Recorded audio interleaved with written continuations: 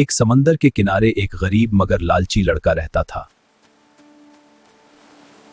वो हर चमकती चीज का दीवाना था और हमेशा जल्दी अमीर बनने के ख्वाब देखता था। एक दिन वो समंदर के किनारे घूम रहा था और उसने दूर समंदर में एक बहुत ही कीमती चमकती हुई नायाब चीज देखी। एक खूबसूरत जलपरी जो अपने बच्चों के साथ समंदर में खेल रही थी। चलो बच्चों, हम सब मिलकर खेलें। लड़का दूर से खड़ा सब देख रहा था। उसकी आंखों में जिन परी को देखकर लालच आ गया। उसने एक जाल फेंका और जलपरी को पकड़ लिया, जबकि उसके बच्चे डरकर समंदर में छुप गए।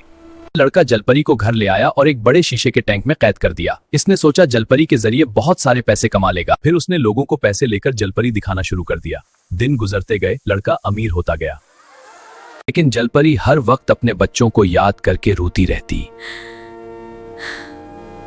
एक रात जब लड़का गहरी नींद में सो रहा था, जलपरी के बच्चे अपनी मां को ढूंढते हुए लड़के के घर में पहुंच गए। इधर उनकी मां जलपरी के साथ और भी जलपरियां थीं। नहों ने अपनी जादुई ताकत से पानी को हरकत दी। अचानक कमरे में पानी भरने लगा।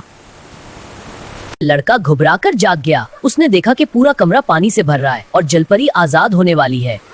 जलपरी ने अपने बच्चों के साथ मिलकर टैंक तोड़ दिया। जाने से पहले जलपरी ने लड़के से कहा, हम जा रहे हैं, लेकिन हम वापस आएंगे। अचानक पानी खत्म हो गया और लड़के की सारी दौलत भी गायब हो गई। जलपरी अपने बच्चों के साथ अपने घर वापस चली गई। सारी दौलत गायब होने के बाद वो फिर से गरीब हो गया और अपनी गलती पर पछताने लगा। काश मैंने सुना होता। लड़का समंदर के किनारे जलपरी से माफी मांगने गया। जलपरी, मुझे माफ कर दो। मैं आइंदा से लालच नहीं करूंगा। मैंने तुम्हें माफ किया। याद रखना, लालच इंसान को हमेशा तबाह करता है। सब अपने अपनी दुनिया में हंसी खुशी जिंदगी गुजारने लगे।